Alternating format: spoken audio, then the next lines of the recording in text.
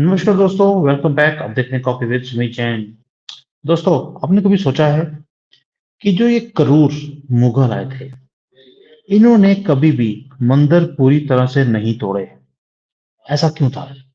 और वो जो उन्होंने उस वक्त हरकत करी, उसका फायदा हमें आज कैसे मिल रहा है, उसी चीज को मोदी जी कैसे यूज कर रहे हैं, ये भी समझाऊंगा आपको। कि जब वो पहले आप सोचिए कि जब वो आतंक वाले लोग, यही जो मुगल कांग्रेस के जो प्यारे मुगल हैं, वो जब भारत में आए, उन्होंने मंदिर तोड़ने शुरू किए। पूरे नहीं तोड़े, आधे तोड़े। ऐसा नहीं था कि पूरा नहीं तोड़ सकते थे। उन्होंने जानबूझकर कोई भी मंदिर पूरी तरह से नहीं तोड़ा। कहीं मूर्तियां जो थी खंडित करी, कहीं पूरी नष्ट कर दी, लेकिन मंदिर को छोड़ दिया। कहीं मूर्तियों को अपने ही सीढ़ियों के नीचे दबा दिया, ताकि उसके ऊपर से मुसलमान जाएगा मूर्तियों के ऊपर पैर रखकर। कहीं ज्ञानवापी में हमारा ही जो शिवलिंग था, उसे वसु खाना में डाल दिया गया। वहां पर कुर्ली करते हैं, उसके ऊपर हाथ धोते हैं, पैर धोते हैं उसके ऊपर। ये क्रूर गंदे लोग जो गंदा खाते हैं, गंदा पहनते हैं, गंदा सोचते हैं, गंदी गलियों में रहते हैं, गंदे ही काम करते हैं, ये ऐसा काम क्यों किया इन्होंने? उन्होंने मंदिर के अवशेष पूरे ढकने की, कभी भी तोड़ने की कोशिश नहीं करी, छुपाया भी नहीं कभी भी। उन्हें पूरी तरह क्या किया कि नीचे का ढांचा रख दिया, ऊपर की टोपी हमारी जो मंदिर की होती है तोड़कर उसे मस्जिद की लुक दे दी, ताकि हमारी आंखों के सामने ये मंदिर खड़ा रहे। लेकिन हम अंदर जाने की भी हिम्मत नहीं कर सकते थे, क्योंकि उसे मस्जिद में कन्वर्ट कर दिया गया, ताकि हमें और हमारी आने वाली पीढ़ियों को रोज अपमानित करते रहे, खून के आंसू रुलाते रहे। हमारी धाक और जो ये इसको बोलते हैं, उसको खत्म कर दिया उन्होंने। और अपनी खाक, धाक और खौफ हमारे दिलों में इन्होंने हमेशा ताजा रखने के लिए ये सारे काम किए। और हर रोज, हर पल, हर क्षण हमारे जो पूर्वज थे, हम भी, हमारा जो आत्मसम्मान था, आत्मविश्वास था, आत्म बल था, ये सारा का सारा ये इन्होंने खत्म कर दिया। उसके ऊपर ये हर रोज चोट करते थे। इसलिए जब हम अपने मंदिरों के बारे में बात करते हैं कि हमें वापस चाहिए, इनको लगता है ये नहीं देना है। क्यों? भाई, भारत में बैठकर मोमिन जो बोलता है कि वो माइनॉरिटी में है, वो देने की कोशिश नहीं करता। ये बोलता है कि हम अपने आपके मंदिरों की जगह आपको नहीं देंगे। क्यों? क्योंकि उन्हें लगता है ये तो हमारी जीत का एक नमूना है। इसलिए इनकी चीखें निकलती हैं। वे चाहते तो उस वक्त काशी में नंदी जी को भी हटा सकते थे। नहीं किया, जानबूझकर नहीं किया। क्योंकि हमें भी याद रहे कि जो नंदी जी हैं, वो कहाँ हैं। हर रोज रोते हैं, तरसते हैं, तड़पते हैं, और अपने इष्ट देव महादेव के दर्शन की अभिलाषा के लिए वो तिल तिल कर मर रहे हैं। और हम भी उनके आंसू देखकर मरते थे।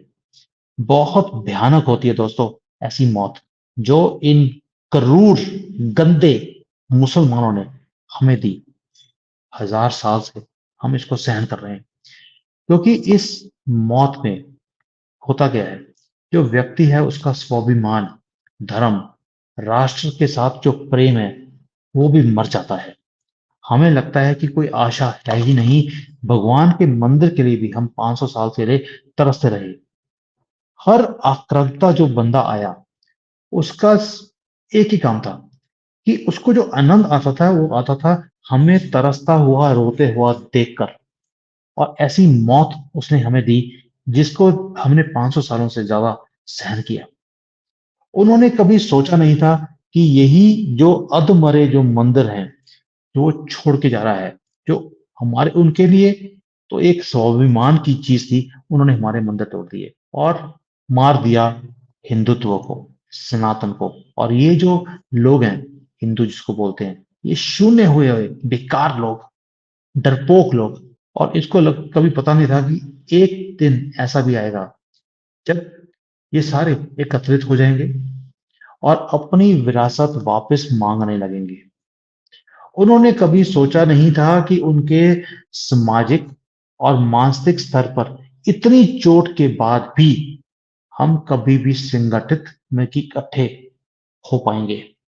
उन्होंने सोचा नहीं था कि इन सोए, मरे हुए, मुरझाए हुए लोगों को झकझोर कर जगाने कोई मोदी आएगा और फिर वो क्या काम करेगा? वो एक भवन बनाएगा इन्हीं के तोड़े हुए मंदिरों की जगह पर।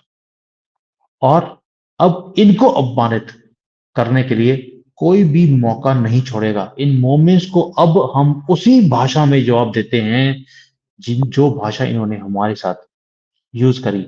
और किया क्या? इन्हीं के छोड़े हुए जो ये गवाही के निशान थे, उन्हीं के ऊपर हम यूज करते हैं और इनके ऊपर इनके आंसर ही नहीं होता अपने आप को बचाने के लिए, अपना पक्ष प्रूव करने के लिए। बहुत ही ज्यादा लंबे टाइम के अपमान झेलने के बाद कोई आया है दोस्तों, जिसने सनातन के स्वाभिमान को हमारे अंदर दोबारा से जगा दिया। और जिसकी वजह से नंदी जी जो हैं, अब उनकी जो पत्थर हुई हुई आंखें हैं, उसके अंदर भी आशा की किरण जागी है। कोई तो आया है जिसने राष्ट्र में राम जी को वापस लाकर उन्हें उनका स्थान दिलाया है। वो फटी हुई टेंट में नहीं है दोस्तों, अपने भव्य मंदिर में बैठे हैं। भूलना मत सनातनियों, उसको किसी भी कीमत पर मत छोड़ना।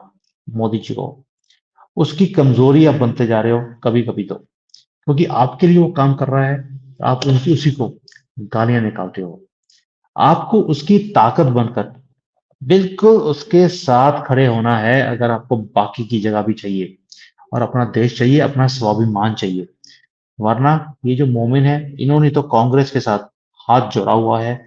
एक ही बात बोलते हैं, जिस दिन हमारी कांग्रेस की गवर्नमेंट आएगी, मोहब्बत की दुकान में मोहब्बत हम करेंगे अपने कम्युनिटी के साथ, और तुम्हारे तो हमने दुकान में नीलामी करनी ही है। और कितनी वीडियोस हैं जहां पे वो बोलते हैं कि जिस दिन कांग्रेस की गवर्नमेंट आएगी, उस दिन हिंदुओं के गले काटने में जो आनंद आएगा, वो हम तब कर दिखाएंगे जब हमारी गवर्नमेंट आती है। अखिलेश गवर्नमेंट से प्यार करने वाले मुसलमान जो यूपी में हैं, वो उस ताक में हैं कि कब अखिलेश की गवर्नमेंट आएगी और कब हम हिंदुओं को यहाँ से खत्म करेंगे। और हम भी उन्हीं का साथ देते हैं जो हमारे गले काटता है, मोदी का नहीं। यही विडंबना है मोदी जी की। अरे भाई, मुझे कई बार लगता है उन्हें राम का मंदिर बनाने की बजाय बाबरी मस्जिद दोबारा से बना देते तो कभी भी ये इलेक्शन लड़ने की उनको जरूरत ही नहीं पड़ती, क्लीन स्वीप होता। ये है हिंदुओं का डीएनए और ये है मोमेंट्स का डीएनए। मोदी की गारंटी है कि वो देश को झुकने नहीं देंगे। और मुझे पता है कि ये वचन का पक्का आदमी है। उसने बोला है कि मैं देश को झुकने नहीं दूंगा, मोदी की गारंटी है। और मुझे मोदी की गारंटी के ऊपर भी पूरी गारंटी है। आपको नहीं है। जिस दिन आपको भी आ जाएगी, ये देश बच जाएगा, सनातन बच जाएगा, हिंदू बच जाएगा।